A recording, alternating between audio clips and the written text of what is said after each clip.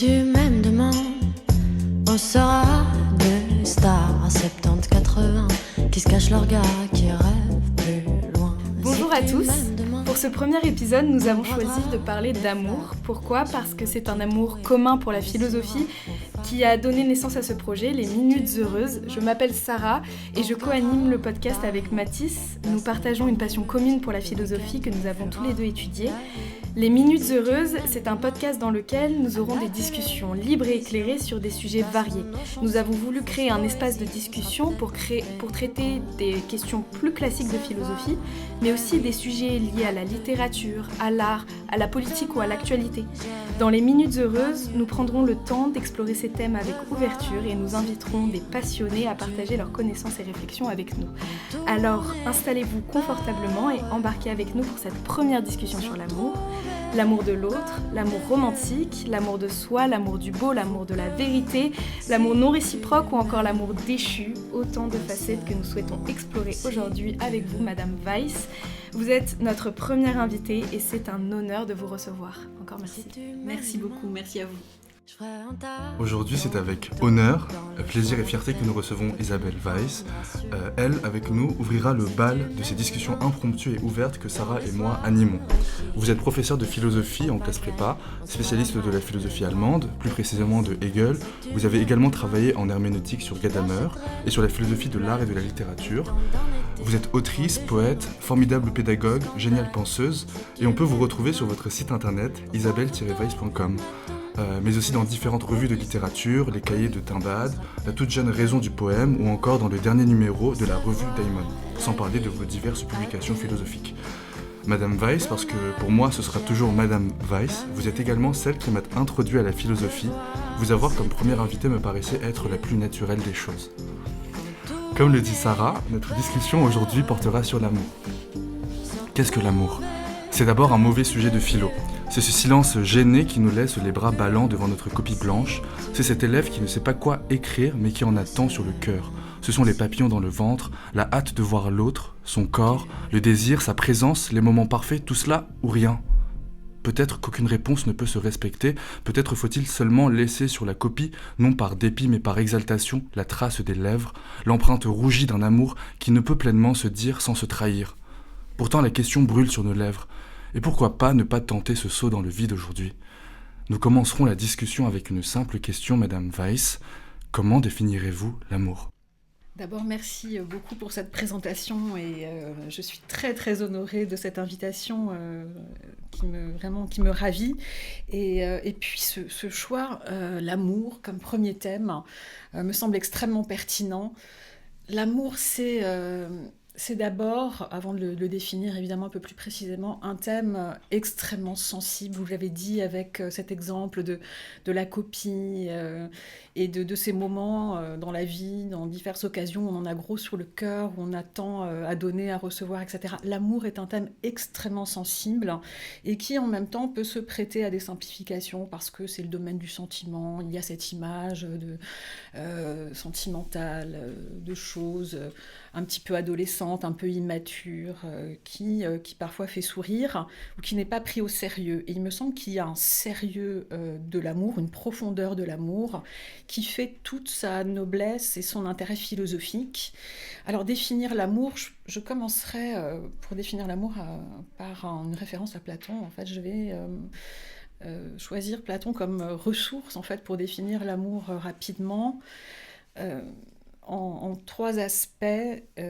D'abord la philia. Je voudrais bien développer un petit peu quelques aspects de cette notion-là par la suite. La philia, c'est l'amitié, mais c'est aussi une sorte de vertu sociale, hein, c'est-à-dire le fait de...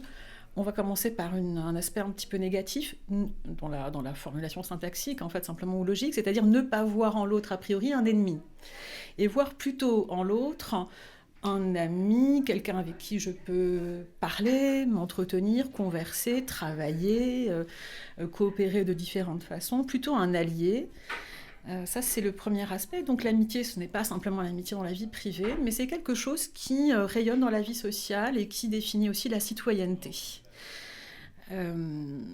Et pourquoi parler tout de même d'amour à propos de cette amitié ? Eh bien parce que finalement, je ne peux pas ne pas voir en l'autre un ennemi, ou je ne peux pas le voir sous cette forme plutôt bienveillante, sans me reconnaître en lui.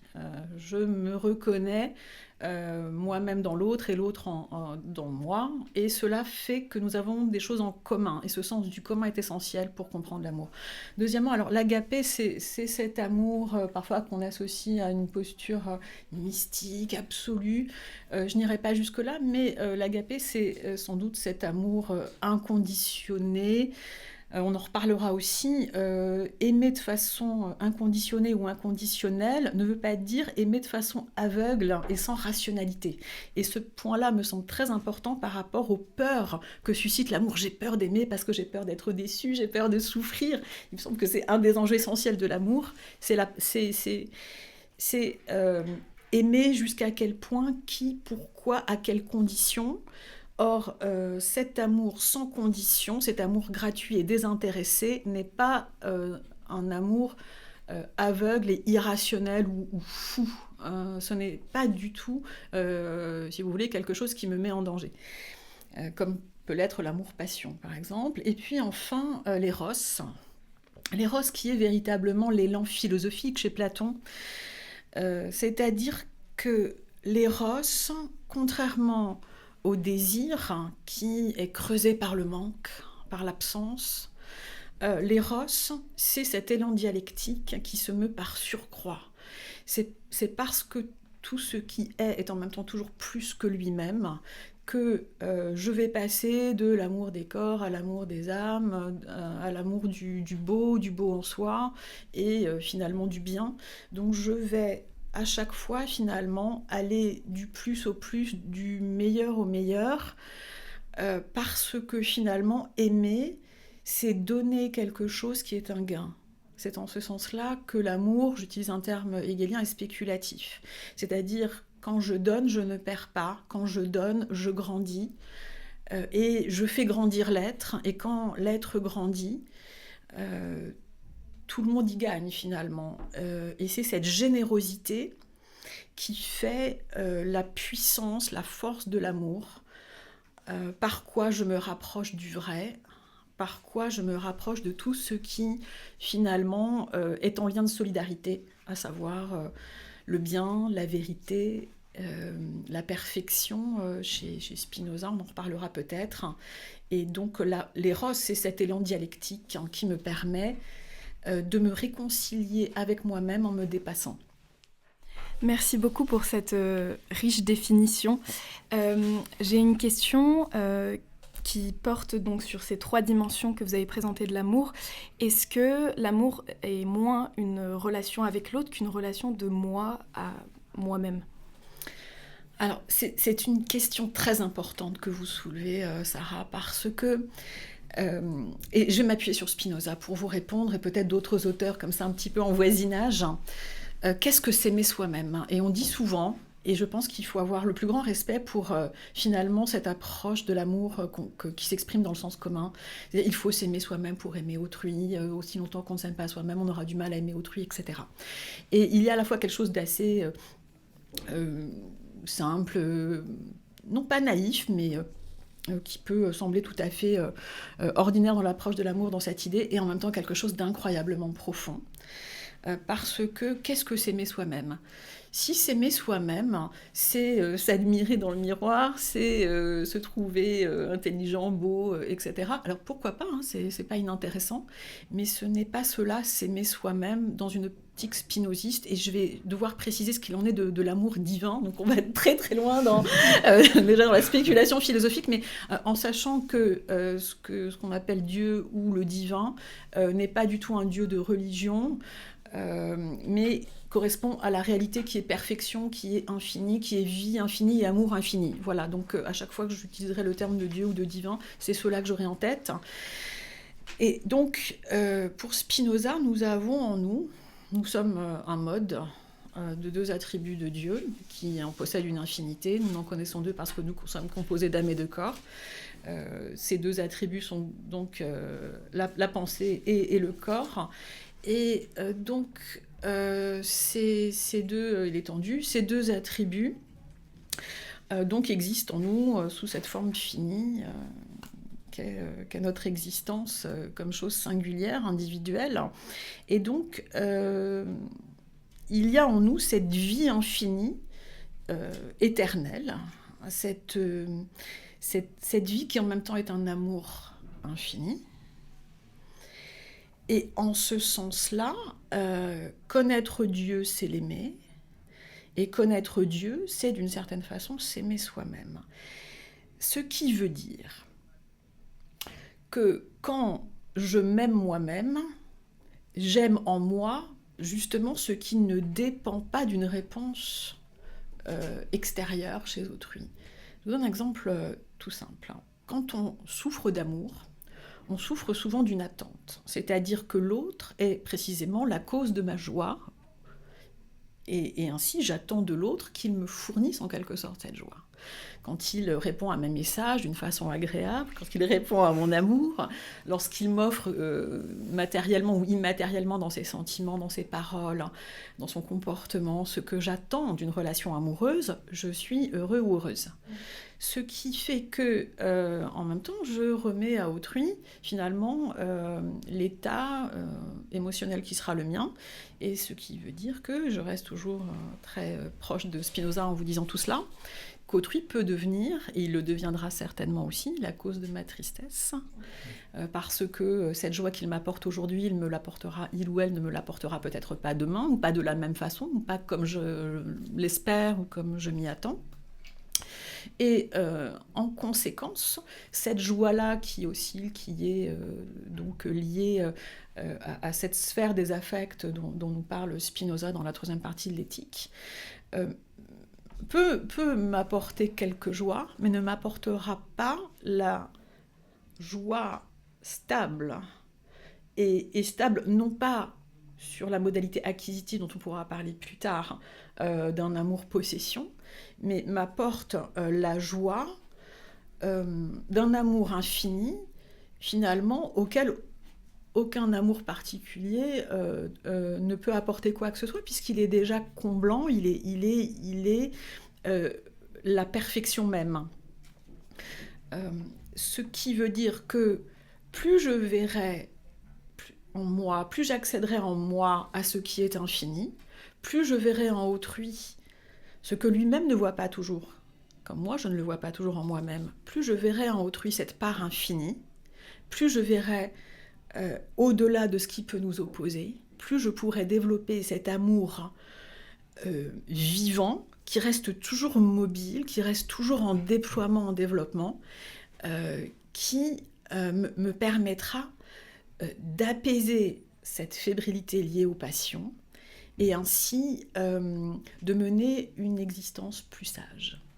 C'est très intéressant parce que vous commencez avec Spinoza, c'est-à-dire qu'on commence très haut et même très fort en fait, mais dans le travail préparatif que Sarah et moi avons eu l'occasion de réaliser, on a surtout eu l'occasion de tomber sur des textes et sur des pensées qui avaient un rapport assez négatif, pessimiste, ou dans certains cas, ils se revendiqueraient plutôt comme réalistes de l'amour. Je pense notamment à Sartre. Vous avez fait référence à la dimension, à la modalité acquisitive de l'amour, et jusque-là, nous étions plutôt, à moins que je me trompe, dans une modalité plutôt religieuse, même plutôt divine. Mais dans ce cas-là, comment d'abord comprendre le fait qu'une majorité de la tradition philosophique ait un rapport à l'amour sur le mode du manque, et parfois même sur le mode de l'illusion? Tout à fait, l'illusion dont parle admirablement Schopenhauer. Schopenhauer nous dit que l'amour est la pire des illusions. C'est une sorte d'appât pour obtenir la conservation de l'espèce, et que tout ce qui relève du folklore romantique n'a qu'un seul but, c'est de faire en sorte que l'espèce puisse se satisfaire, se conserver à travers la production de nouveaux individus. Peu importe les responsabilités, les difficultés que les familles, les individus rencontreront par la suite, sur le plan social, sur le plan individuel. Cette idée que l'amour est nécessairement déceptif, c'est toute l'argumentation de Lysias dans le Phèdre, ce dialogue de Platon où Socrate va devoir corriger justement cette espèce de liste très habilement menée, du reste développée par Lysias, de tout ce qui peut être problématique dans l'amour. En d'autres termes, l'amour serait un problème, serait source de souffrance. Et il est vrai qu'on souffre d'amour, ou plutôt de manque d'amour. Donc en fait, le problème de l'amour, c'est que finalement, ce serait une sorte de promesse non tenue, ou mal tenue. On s'attend à être heureux par l'amour et on ne l'est pas. Alors, le problème de l'amour n'est pas simplement celui de l'amour non partagé. Et Racine a très bien montré aussi les souffrances issues de l'amour partagé malheureux. Roland Barthes a retravaillé sur ces questions de façon très fine. Finalement, l'amour fait souffrir, que l'amour soit partagé ou non. Pourquoi ? Et en raison précisément de cette question du statut de la finitude, qui fait qu'on cherche à se compléter dans l'autre. Et c'est pourquoi tout à l'heure, la référence à Spinoza nous donnait anticipativement la solution. Et donc, tout cela est parfaitement recevable, et nous en ferons toujours l'expérience finalement, parce que nous aurons beaucoup de mal à être sages continuellement, ou même de temps en temps, peut-être même ne le saurons-nous jamais. En tout cas, la difficulté, c'est que nous sommes des êtres finis. Nous sommes, Hegel le montre, de toute façon, même dans l'amour apaisé, sage, condamnés en quelque sorte à être séparés parce que nous sommes mortels. Donc l'amour est hanté par la certitude qu'on sera séparés. Et en attendant, nous cherchons une union même provisoire, et nous avons besoin de stabiliser cette union.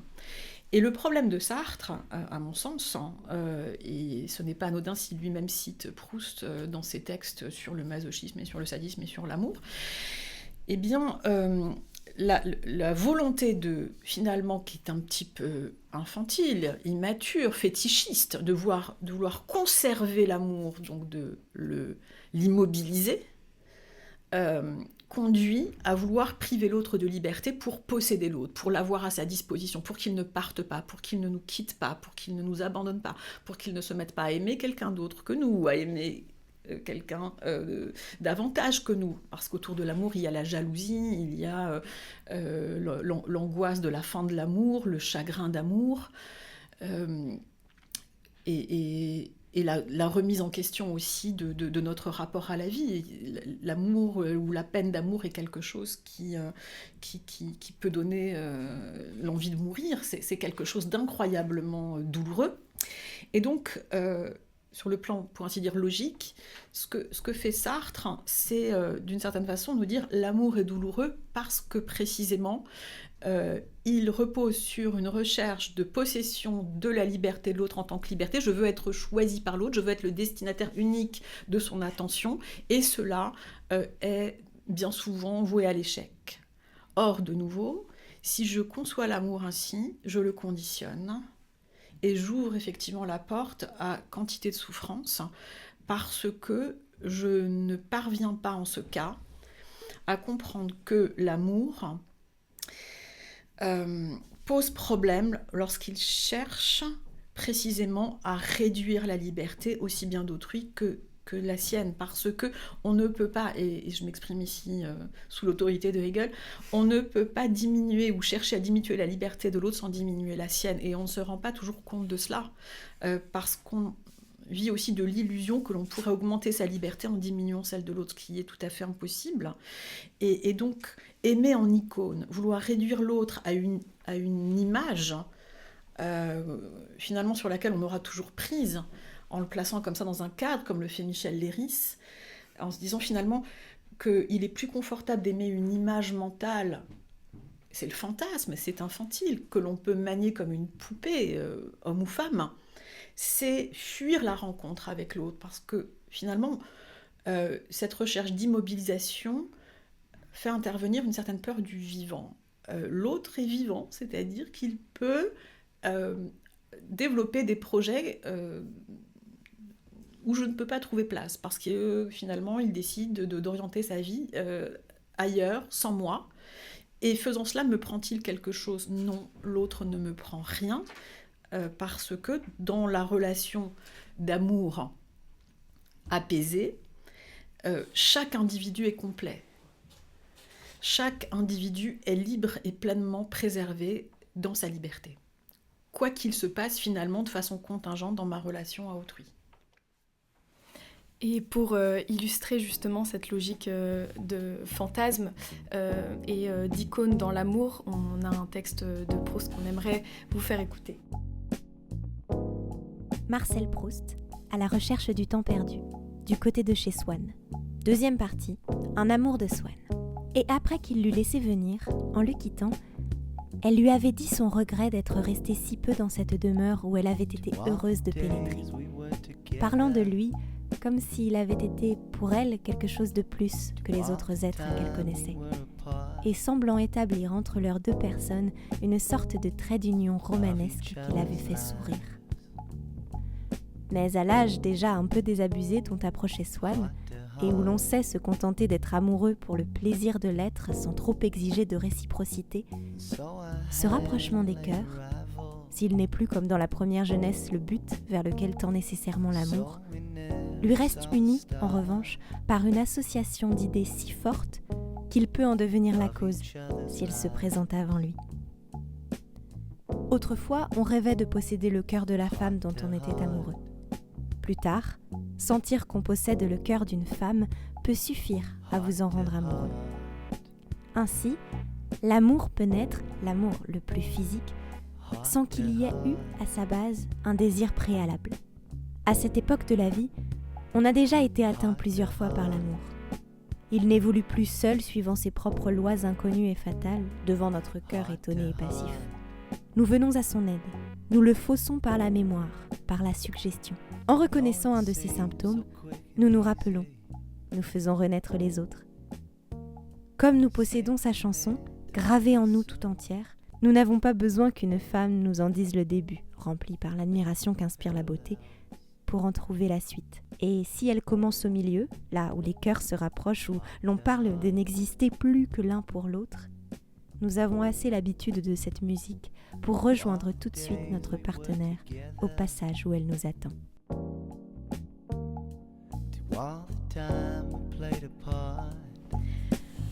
Donc dans cette magnifique lecture lue par la comédienne Léa Lou, merci à elle, nous pouvons voir cette logique d'habitude de l'amour, où justement l'amour devient une chanson dont on connaît la mélodie par cœur. Et cette phrase « Autrefois, on rêvait de posséder le cœur de la femme dont on était amoureux. Plus tard, sentir qu'on possède le cœur d'une femme peut suffire à vous rendre amoureux. » Je trouve, illustre justement cette logique d'icône dont vous parliez tout à l'heure. Et cela soulève la question, selon moi, comment continuer justement à désirer, comment aller au-delà justement de cette définition finie de l'amour qui finit par s'éteindre et s'estomper en quelque sorte. Oui, alors ce sont précisément deux mouvements antagonistes et pourtant qui cohabitent très très bien, à savoir, et l'un est sans doute l'explication de l'autre, vouloir figer l'amour en image, en icône, et craindre justement cette espèce d'épuisement, d'usure du désir. C'est aussi une question qu'on entend souvent. Quelle est la relation entre le désir physique et l'amour plus intellectuel et dans quelle mesure y a-t-il compatibilité ou incompatibilité entre les deux? Et évidemment, Proust ici, dans le texte qui a été très bien dit, fait intervenir l'habitude, la répétition, la mémoire, c'est-à-dire quelque chose qui se grave aussi dans une mémoire affective et qui fait que on cherche aussi dans l'amour à raviver quelque chose qui a été plaisant, mais aussi, tout de même, certains schémas romanesques, vus, lus, qui font qu'on procède aussi beaucoup par imitation. Et on retrouve ici le registre de l'image, finalement. Et un amour qui se continue, c'est d'une certaine façon une image qui se préserve, une image qui n'est pas entamée, qui ne se détériore pas.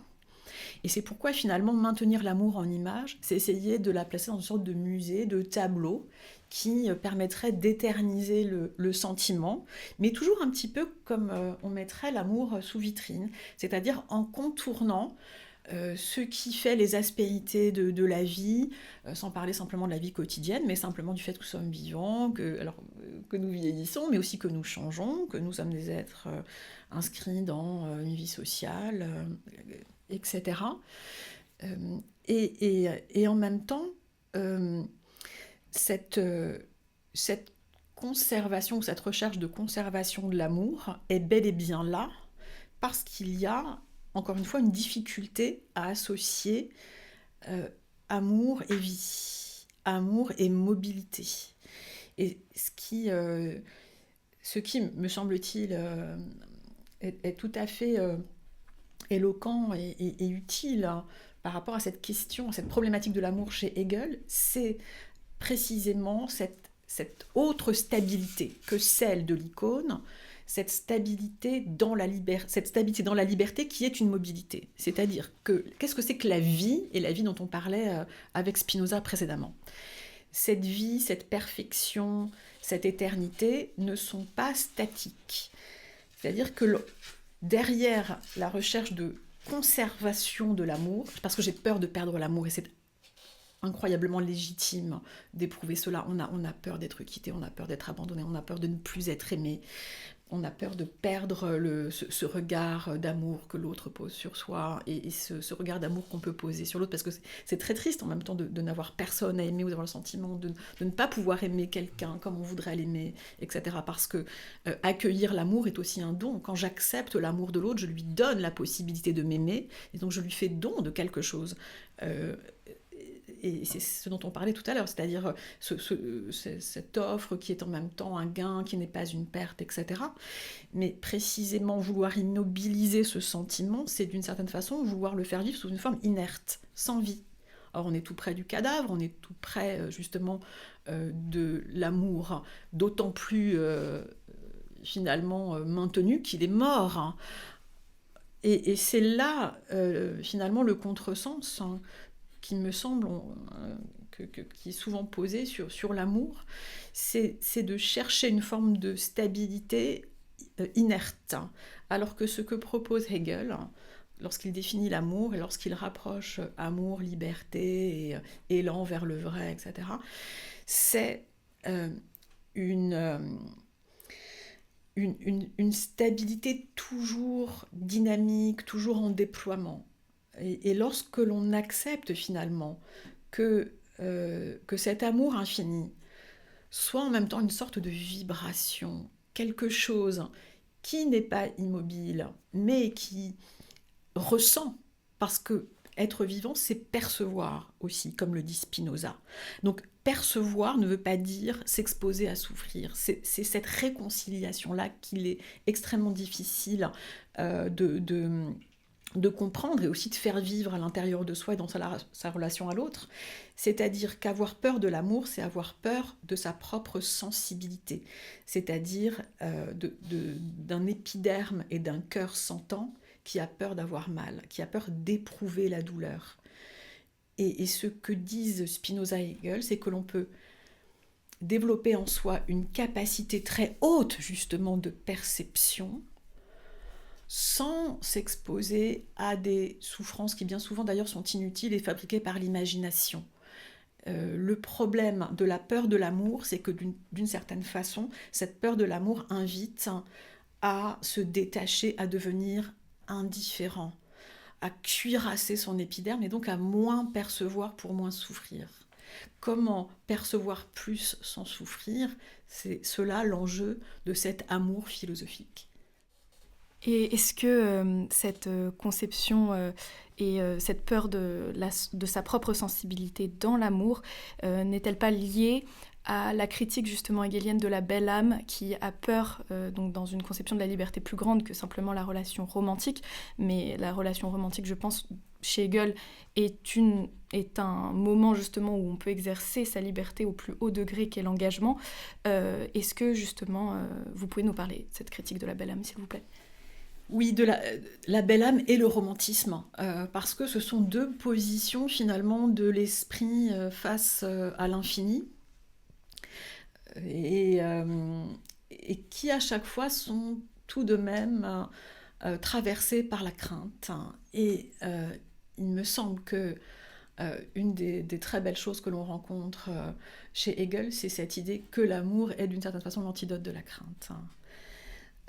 Et c'est pourquoi il est d'autant plus paradoxal et en même temps incroyablement logique en quelque sorte ou naturel d'avoir peur de l'amour, finalement d'avoir peur de ce qui va peut-être au mieux et au plus entrer en contact avec précisément la peur et l'affronter. Et ce n'est pas un hasard si bien souvent chez les philosophes, et par exemple chez Nietzsche, le remède et la maladie se ressemblent comme 2 gouttes d'eau.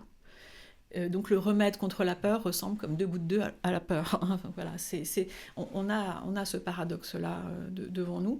Et donc, revenons à la belle âme. Alors la belle âme pose un bien à distance de l'engagement dans l'action, parce que finalement, alors c'est une critique de Kant, du devoir kantien derrière cela, c'est-à-dire que la belle âme finalement est bonne parce qu'elle ne se mêle pas du réel, parce qu'elle n'entre pas justement en contact avec ce qui est considéré comme nécessairement mauvais ou qui représente à ses yeux toujours une corruption, à savoir l'effectivité concrète, la vie sociale, l'action, l'engagement, etc. Et finalement, on a beau jeu de bien faire quand on ne fait rien, on se donne le beau rôle. Et par rapport à la peur d'aimer, il y a quelque chose de cet ordre-là, et c'est pourquoi je parlais tout à l'heure d'infantisme, c'est-à-dire qu'on reste à l'intérieur de soi, dans une espèce de citadelle de pureté, l'amour pur, qui n'affronte pas la difficulté d'aimer dans la vie sociale avec les autres. C'est pour ça que je commençais tout à l'heure, ou en tout cas je mettais l'accent sur la philia, c'est-à-dire l'importance de voir que cette relation douce à autrui, ce sourire au commerçant, la commerçante, cette complicité qu'on a dans le métro avec quelqu'un autour d'un petit événement anodin, c'est de l'amour. C'est de l'ouverture à autrui, c'est autrui ne me fait pas peur, je suis bien, je suis plus heureux parce qu'il y a autrui que s'il n'y avait pas autrui. Donc s'enfermer à l'intérieur de soi, en voyant justement dans le monde extérieur un lieu de corruption, c'est empêcher aux yeux de Hegel le bien de se réaliser. Or un bien en idée, un bien pur n'est pas un bien, et il devient hypocrisie, et il devient pire que l'action mauvaise en quelque sorte, parce que l'action mauvaise a tenté quelque chose. Alors évidemment il faut relativiser tout cela, et on ne pourra pas, il faut pas avoir en tête une espèce de jugement de valeur qui justifierait, ça c'est un grand contresens qu'on commet sur Hegel, les pires actions, bien sûr que non, mais la belle âme entend faire le bien sans prendre le risque de la rencontre avec autrui et ainsi avec soi-même. Donc elle finit par se méconnaître elle-même. Et dans la situation que présente le romantisme, et qui me semble tout à fait pertinent par rapport à notre sujet évidemment, parce que le romantisme, le romanesque, cela va très bien ensemble, aussi parce qu'on rencontre là un autre rapport à l'infini. C'est-à-dire le romantisme, qu'est-ce que c'est en gros ?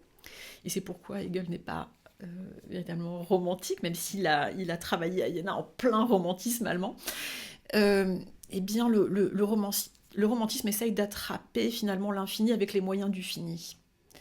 Et c'est cela aussi la douleur de l'amour, c'est-à-dire essayer de faire en sorte que notre relation finie, nous sommes 2 êtres finis, avec des projets, avec une histoire, etc.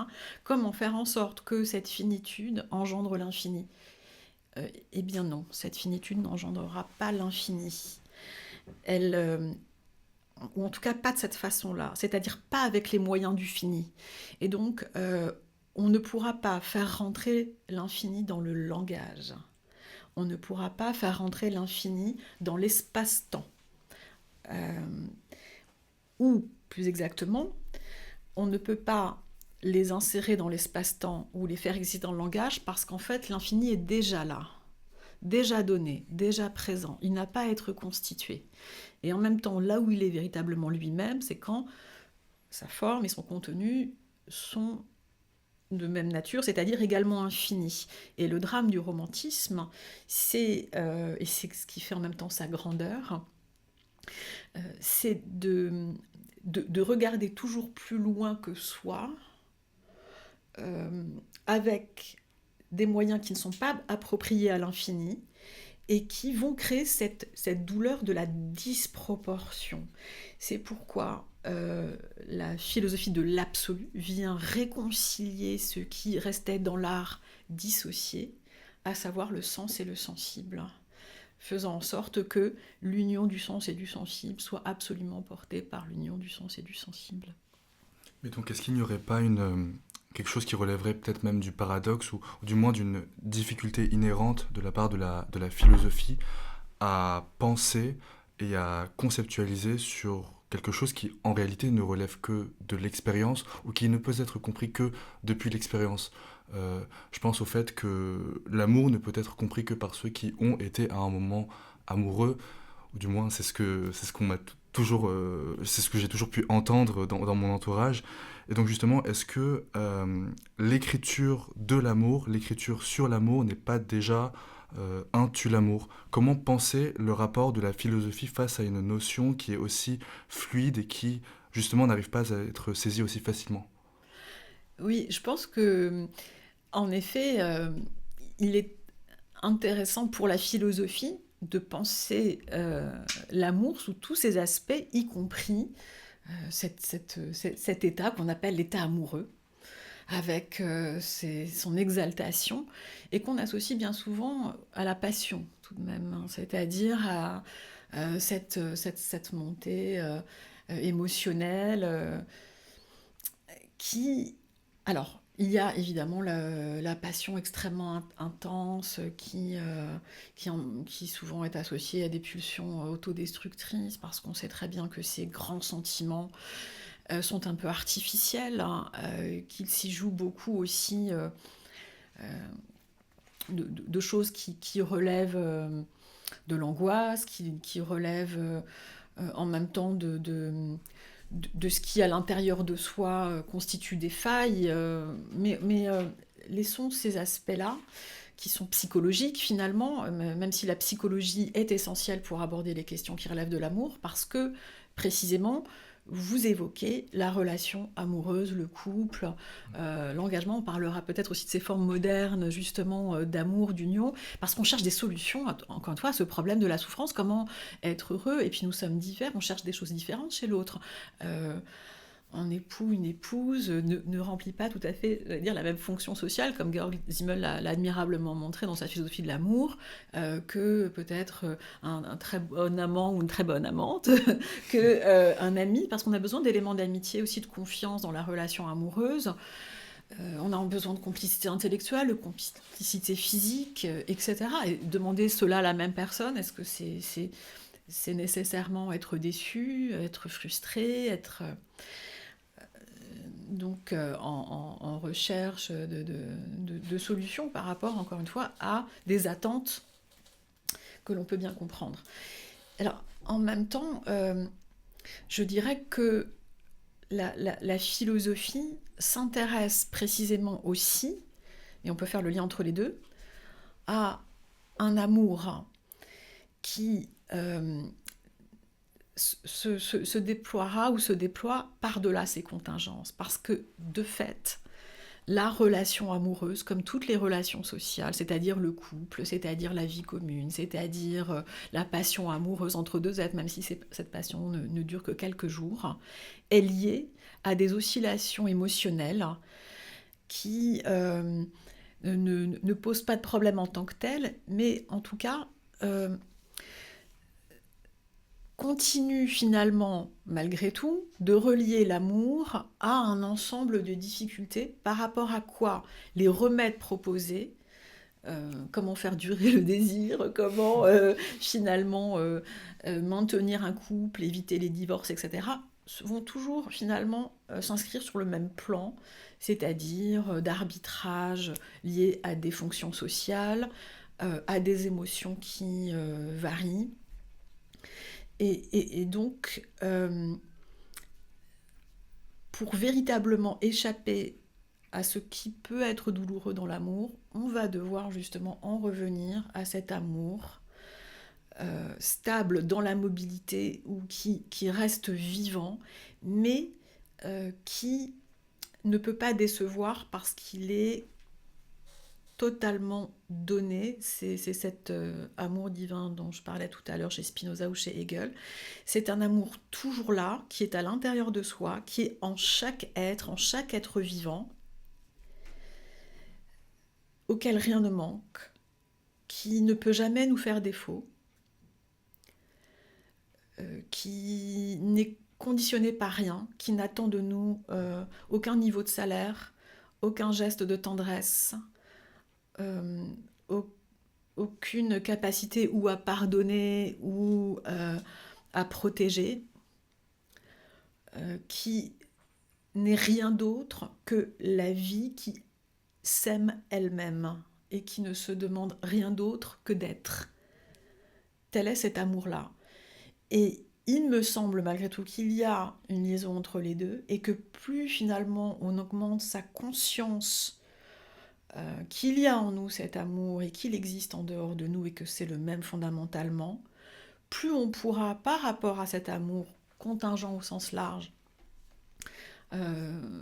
dans notre vie sociale et dans notre vie familiale, quel que soit le schéma familial dans lequel nous nous trouvons, plus donc nous serons en mesure d'aborder ces formes donc contingentes d'amour de façon plus sereine, plus généreuse, plus douce et plus libre aussi.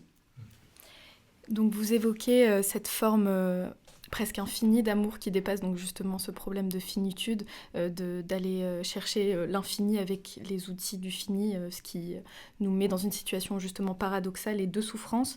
Et justement, donc chez Hegel, vous l'évoquiez, est-ce que déjà vous avez parlé de la philosophie de l'absolu? Est-ce que vous pouvez peut-être expliquer en des termes simples peut-être ce que cela signifie, et aussi peut-être revenir sur la notion d'engagement chez Hegel qui est quand même, moi je l'ai appris avec comme ultime moment de la liberté, après la liberté d'indifférence, la liberté qui se particularise, puis cet engagement qui est une forme de réactualisation du choix. Est-ce que vous pouvez nous en parler? Ça fait beaucoup. Oui, Sarah, vous me mettez devant une tâche extrêmement difficile, mais vous avez raison parce que et je vous remercie beaucoup pour cette question, parce que l'absolu est une notion incroyablement offerte au contresens et qui est très très exposée à ces contresens et souvent malmenée. En quelques mots, l'absolu n'est pas du tout quelque chose d'autoritaire, précisément dans ses écrits de jeunesse, quand Hegel est à Francfort, il parle de l'amour en disant que l'amour n'est jamais quelque chose qui est lié à une domination. Donc on n'aime pas pour dominer et avoir pouvoir sur. Et là où justement il y a un rapport de force, il ne peut pas y avoir d'amour serein. Parce que, et c'est pourquoi l'amour est politique. Je fais le lien avec votre deuxième question dans l'engagement, c'est-à-dire qu'il me semble que cela vaut pour l'État, cela vaut pour la société civile, qui est une notion si importante chez Hegel. C'est-à-dire qu'aimer, c'est véritablement comprendre que ce que je donne à l'autre m'enrichit, et que ce qui, chez l'autre, fait son bien et sa liberté, m'enrichit aussi. Plus l'autre est libre, plus je suis libre. Plus l'autre est libre, plus il me laissera libre. Plus l'autre est libre, moins il se sentira menacé par ma liberté, plus il m'offrira de liberté. Et donc, vous voyez, dans l'engagement aussi, il y a quelque chose de l'ordre de ce geste généreux. Or, pourquoi l'absolu chez Hegel? C'est parce que Hegel considère que dans le plus petit geste d'amitié, désintéressé. Voilà, je tiens la porte à quelqu'un, je l'appelle parce qu'il a fait tomber son passe Navigo et je cours après lui pour lui donner. Je sais à quel point c'est important pour lui. Et donc je fais ce petit geste, je ne connais pas cette personne et je fais cela. Dans ce tout petit geste, il y a l'absolu. L'absolu est là, il est donné. Et c'est cela, être toujours plus que soi. C'est-à-dire là, le gain que je récolte en quelque sorte, je ne l'ai pas cherché. Je n'ai pas rendu son passe Navigo à cette personne pour obtenir quelque chose. Je l'ai fait d'une certaine façon dans un mouvement vrai, qui est celui de l'attention à l'autre que je pourrais être. Je pourrais être cette personne en difficulté, et il ne s'agit pas là simplement d'une solidarité un peu égoïste, c'est-à-dire qui finalement reposerait sur le fait que je me reconnais dans l'autre parce que j'aimerais que lui puisse agir vis-à-vis de moi comme moi j'agis à l'instant vis-à-vis de lui. Cette reconnaissance du commun, c'est la reconnaissance du fait qu'il n'y a pas que du fini, ou que le fini n'est conscient de lui-même que parce qu'il y a l'infini. S'il n'y avait pas cet infini, cet absolu, le fini ne pourrait pas être en débordement. En fait, il n'y aurait pas de science. Il n'y aurait pas de regard sur autrui. Je ne pourrais pas sortir de ma propre finitude, de ma propre limite. Or, ce qui est en mesure de dépasser la limite, c'est la définition même de l'absolu. Donc, ce que dit Hegel d'une certaine façon, c'est que justement, si on a le choix, c'est parce qu'on n'a pas le choix. On n'a pas de choix. On n'a pas le choix de l'absolu ou pas l'absolu. L'absolu est présent, c'est indéniable. Et donc, et c'est pourquoi l'absolu n'est pas, par exemple, un objet de foi ou de croyance, qui est un acte de l'imagination. C'est une effectivité, c'est quelque chose qui est là, et s'engager, c'est essayer finalement de se rendre digne de cette aptitude que nous avons à aller au-delà de nous-mêmes. Et donc, on voit de quelle façon l'amour est beaucoup plus qu'un sentiment, et cela sans déprécier la sphère des sentiments. C'est quelque chose qui nous permet également d'envisager toutes sortes de devoirs, de missions, parce qu'on voit bien que parfois, justement, cette éducation citoyenne, c'est quelque chose qui ne fait pas toujours rêver. On se dit, oh là là, cette espèce de tâche politique, de précisément prendre sa part dans cette harmonie sociale, est quelque chose qui, dans l'époque contemporaine, est parfois vu comme quelque chose de pesant. Or, la philia, précisément, ou l'amour tel qu'on le rencontre chez Hegel, nous permet au contraire de voir dans ce lien quelque chose de souriant, quelque chose de joyeux, quelque chose d'énergique, et pas du tout de simplement administratif ou froid. Et donc, voir dans l'absolu une effectivité, c'est aussi reconsidérer sa propre finitude et ne pas la voir comme une sorte de manque précisément ou d'incomplétude. C'est au contraire voir dans cette finitude ce qui en elle est déjà effectif. Et donc cette puissance de l'effectivité. De là l'importance chez Hegel de cette notion de surpassement, c'est ça, la Aufhebung, de surmontement.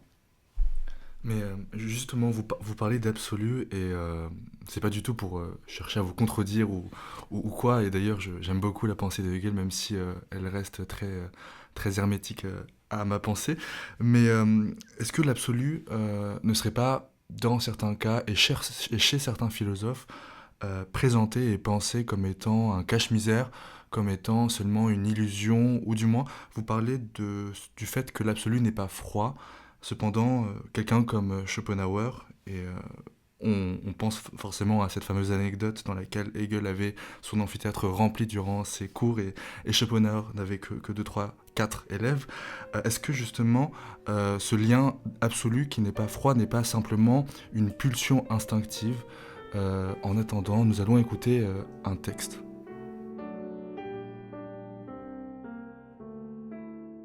Chapitre 44, des suppléments au monde comme volonté et comme représentation, Arthur Schopenhauer. La passion amoureuse apparaît comme le plus puissant et le plus énergique de tous les ressorts. L'amour accapare sans cesse la moitié des forces et des pensées de la partie la plus jeune de l'humanité.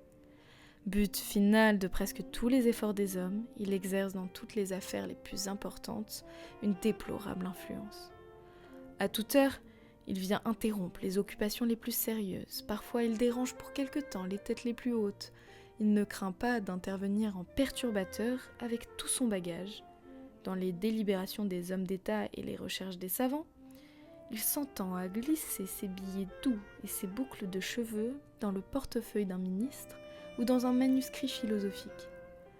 Il fait naître tous les jours les querelles les plus inextricables et les plus funestes, brise les relations les plus précieuses, rompt les liens les plus solides.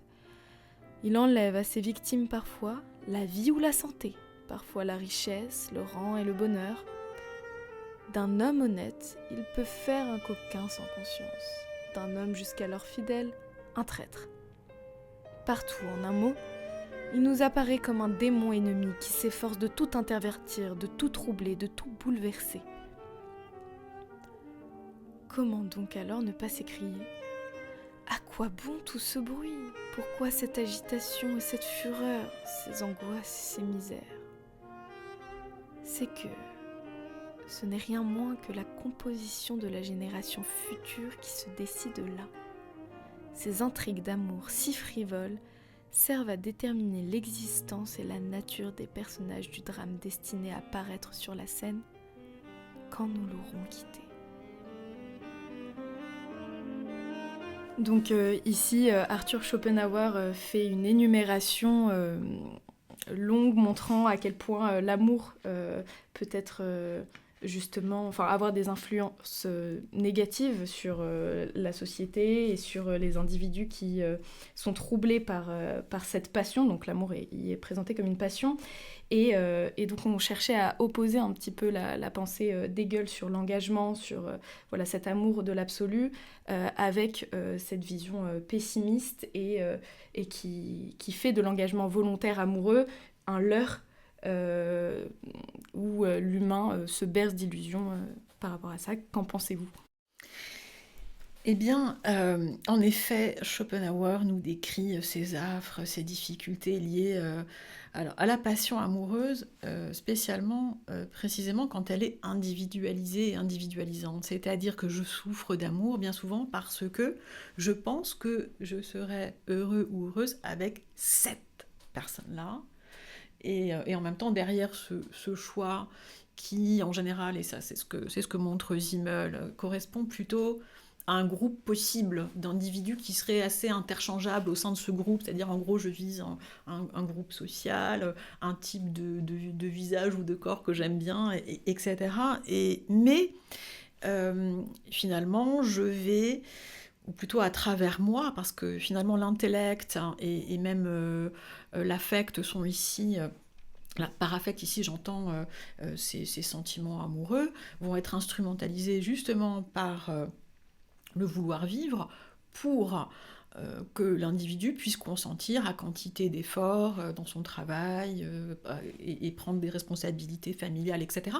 Mais l'illusion réside ici dans l'individualisation du sentiment qui va être à l'origine de toutes ces tragédies, ces drames, ces tensions, ces rivalités, pour obtenir les faveurs de cette personne-là plutôt que d'une autre. Et en effet, cette illusion repose aussi sur le fait que l'individualisation va masquer le travail du vouloir vivre, c'est-à-dire le fait que le vouloir vivre cherche simplement sa propre reproduction. Et donc on a le sentiment, à travers cette élection, l'heureux élu, le choix qui se porte sur telle ou telle personne, précisément d'échapper à quelque chose de purement animal, d'instinctif, etc. Donc on a le sentiment de vivre quelque chose de tout à fait... littéraire aussi, romanesque, à travers ses passions, qui vont passer par quantité d'émotions, de signes, de mise en scène, de cérémonies, de drames, qui sont exaltants en même temps, hein, qui font de très belles pages dans la littérature et de très belles pages dans nos vies. Mais en même temps, c'est vrai qu'il y a un différend profond entre Schopenhauer et Hegel, je ne vais pas le préciser maintenant. Toutefois, puisqu'il est question d'individualisation, il y a aussi chez Schopenhauer une très grande pensée de la désindividualisation, c'est-à-dire de la capacité à voir précisément, et alors c'est la pitié, et puis et c'est ce à quoi aide précisément l'art, c'est-à-dire accéder à ce qui, précisément dans l'autre, ne repose pas sur des caractères strictement individuels, mais permet un lien beaucoup plus profond entre nous, qui permet précisément d'apaiser les secousses du vouloir vivre. Et donc, finalement, on retrouve là la possibilité d'avoir un rapport à autrui beaucoup plus serein, qui si vous voulez, n'est pas bloqué par des paramètres qui font qu'on va précisément s'en tenir à ce qui plaît ou déplaît, c'est-à-dire tous ces aspects qui sont travaillés par l'imagination, la séduction, la conquête, et ce qui remet en question un certain nombre de choses dans l'image de soi, etc., ou la réussite sociale, l'intérêt que l'on peut prendre à telle ou telle relation, plus ou moins conscient ou inconscient. Et par rapport à Hegel, rapidement, aimer l'absolu ou voir dans l'absolu l'amour lui-même. C'est-à-dire que c'est en vertu de l'absolu que nous aimons. Et ainsi, aimer l'absolu, c'est aimer l'amour. C'est plutôt accéder à cette idée que l'amour est effectif. En fait, on a peur de l'amour et peur d'aimer parce qu'on a peur qu'il nous échappe comme quelque chose qui pourrait être là ou pas là. L'absolu, c'est un amour qui ne fonctionne pas de cette façon-là, qui n'est pas là ou pas là, qui est constamment là, quoi que je fasse. Et donc, effectivement, indépendamment de tous ces paramètres individualisants dont on parlait à l'instant. Il en devient inconditionnel. Tout à fait. Justement, vous parlez de cet absolu qui, chez Hegel, et de cet amour qui se montre en fait généreux. Et ça me fait penser en fait à la figure de Don Juan, qui était particulièrement travaillée chez Camus. Je vais lire un passage dans le mythe de Sisyphe. Tous les spécialistes de la passion nous l'apprennent, il n'y a d'amour éternel que contrarié. Il n'est guère de passion sans lutte, un pareil amour ne trouve de fin que dans l'ultime contradiction qui est la mort. Il faut être Werther ou rien. Là encore, il y a plusieurs façons de se suicider dont l'une est le don total et l'oubli de sa propre personne. C'est un autre amour qui ébranle Don Juan, et celui-là est libérateur. S'il quitte une femme, ce n'est pas absolument parce qu'il ne la désire plus.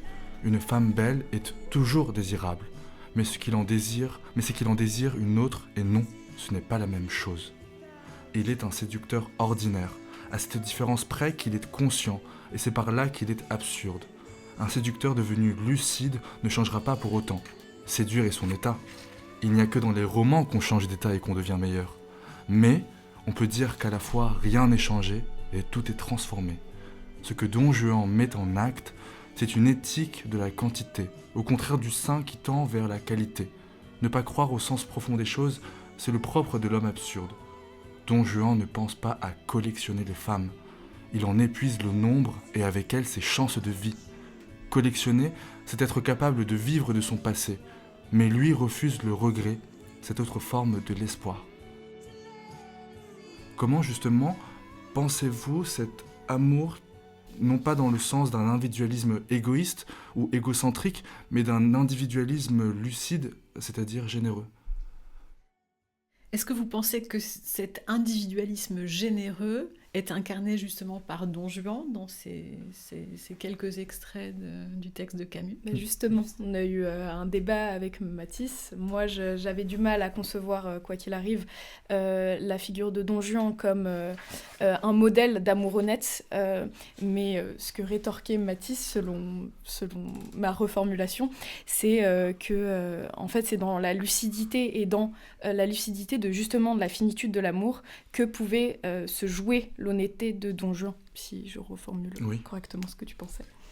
Oui, moi ce qui m'a intéressé dans ce passage de Camus, c'est que Camus semble ne plus être dans une recherche de l'amour de la sagesse, ce qui est précisément l'étymologie de la philosophie, mais que la figure de Don Juan, dans sa lucidité, met plutôt en avant une sagesse de l'amour. Il est l'incarnation d'une sagesse de l'amour même, c'est-à-dire d'un amour qui est prêt à payer le prix de sa passion, parfois à travers la punition. Camus, dans ce passage, ne remet pas du tout en cause le fait que Don Juan, à la fin, se retrouve damné. Plutôt, c'est une lucidité riche, et pourtant, c'est un modèle qui peut connaître des critiques dans notre société aujourd'hui. Je pense typiquement à d'autres dynamiques, particulièrement celle du polyamour ou du couple libre, etc. Et donc, comment penser cette nouvelle forme d'amour, cette exigence d'un amour plus honnête, c'est-à-dire peut-être plus riche ? C'est difficile parce que nous sommes là sur 2 terrains. Et il y en aurait un troisième. Ces 2 terrains sont d'une part nos expériences aux uns et aux autres, et je pense aussi aux expériences amoureuses de Camus.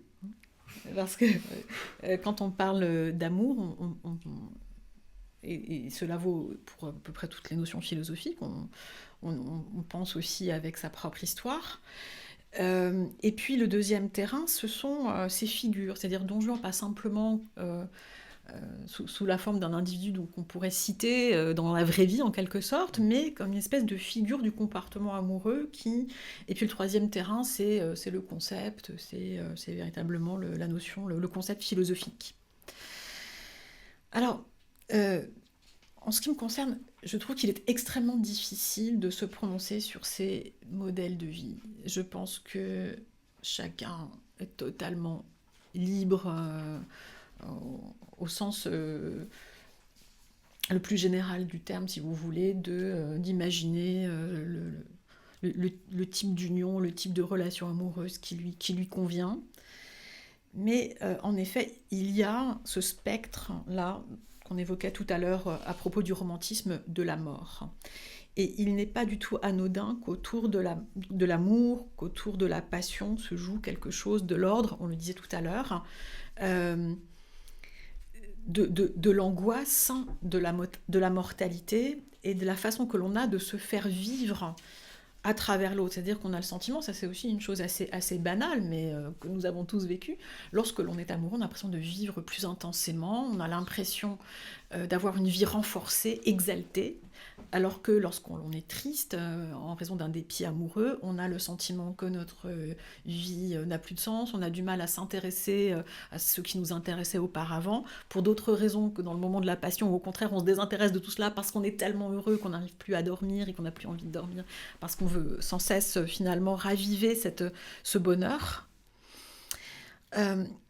Sans doute y a-t-il tout de même dans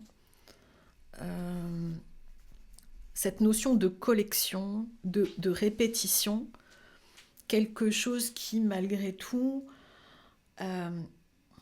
renvoie, me semble-t-il, à un manque de prise de risque. Il me semble que Don Juan a beaucoup de mal, lui aussi, et je pense aussi à Michel Leiris dans L'Âge d'homme, à rencontrer l'autre, et qu'il rencontre plutôt comme des étiquettes, comme une surface de l'autre, et que la surface, finalement, connaissant rapidement de l'érosion, il s'agit ensuite d'en rencontrer une autre, mais sans jugement de valeur. Je pense qu'on ne peut pas émettre de jugement sur des styles de vie, et qu'on doit rester très humble par rapport à cela. Et j'aimerais introduire maintenant un dernier texte de Camus, un extrait des Noces à Tipaza, puisque justement, dans la structure de cet extrait, Camus commence par décrire un amour plus romantique, étreindre le corps d'une femme, dit-il, pour justement ensuite fondre cet amour, fusionner cet amour avec l'amour de la vie plus généralement. Et peut-être ici, nous avons un exemple littéraire de l'amour du particulier qui va se fondre dans l'amour de l'absolu. Je comprends ici ce qu'on appelle gloire, le droit d'aimer sans mesure. Il n'y a qu'un seul amour dans ce monde. Étreindre un corps de femme, c'est aussi retenir contre soi cette joie étrange qui descend du ciel vers la mer. Tout à l'heure, quand je me jetterai dans les absinthes pour me faire entrer leur parfum dans le corps, j'aurai conscience, contre tous les préjugés, d'accomplir une vérité qui est celle du soleil et sera aussi celle de ma mort. Dans un sens, c'est bien ma vie que je joue ici. Une vie à goût de pierre chaude, pleine de soupirs de la mer et des cigales qui commencent à chanter maintenant. La brise est fraîche et le ciel est bleu. J'aime cette vie avec abandon et veux en parler avec liberté. Elle me donne l'orgueil de ma condition d'homme. Pourtant, on me l'a souvent dit, il n'y a pas de quoi être fier. Si, il y a de quoi. Ce soleil, cette mer, mon cœur bondissant de jeunesse, mon corps au goût de sel et l'immense décor où la tendresse et la gloire se rencontrent dans le jaune et le bleu. C'est à conquérir cela qu'il me faut appliquer ma force et mes ressources. Tout ici me laisse intact. Je n'abandonne rien de moi-même, je ne revêts aucun masque. Il me suffit d'apprendre patiemment la difficile science de vivre qui vaut bien mieux tout leur savoir-vivre. Donc voilà, on arrive à la fin de cet entretien. J'espère que vous avez apprécié la lecture de ce texte. Est-ce que justement ce goût de soleil qu'on goûte dans l'expérience de l'amour de l'autre, mais aussi de l'amour de la vie, que voulez-vous nous en dire ? Alors c'est un texte absolument magnifique. Camus n'a pas son pareil pour nous parler de la mer, du soleil et de cet amour qui s'exprime aussi dans ce corps au goût de sel. Comment dire mieux la passion, l'étreinte, cette fusion entre l'amour intellectuel, l'amour des corps, la sensualité, l'eau, la chaleur. C'est véritablement l'amour accompli dans la chair, dans l'esprit, dans la liberté, dans la sensualité. C'est très très beau. Et c'est une autre forme de liberté, c'est une autre forme d'accomplissement. Elle n'est absolument pas incompatible avec l'absolu dont on parlait tout à l'heure. Mais il est bien certain que c'est aussi pour ces moments-là que l'on a envie d'aimer. Mais voilà, en sachant que malgré tout... Il est important précisément de ne pas voir dans l'amour le problème, de ne pas s'en méfier, de pouvoir associer amour, confiance, liberté, parce que rien n'est pire finalement que de mêler amour et crainte, amour et enfermement. En tout cas, c'est un très très beau texte. Merci beaucoup de l'avoir donné à entendre. Et voilà, 60 minutes sont passées et la première discussion des Minutes Heureuses est sur le point de se clore, mais Sarah et moi pouvons vous affirmer que ce n'est que le début de l'histoire. Merci beaucoup Madame Weiss d'avoir accepté notre invitation et d'avoir participé à cette discussion. Merci beaucoup à Léa Lou d'avoir lu nos extraits et de les avoir lus avec autant de grâce. Merci aux élèves de Sciences Po qui nous ont élus comme initiative étudiante. Merci à notre école aussi qui nous a fourni les locaux. Et finalement, merci à vous, les auditeurs, d'être restés jusque-là, jusqu'à la fin de cette longue discussion. Est-ce que vous avez quelque chose à rajouter ? Non, à part, encore une fois, renouveler mes remerciements et vous féliciter pour cette initiative. Encore merci Madame Weiss.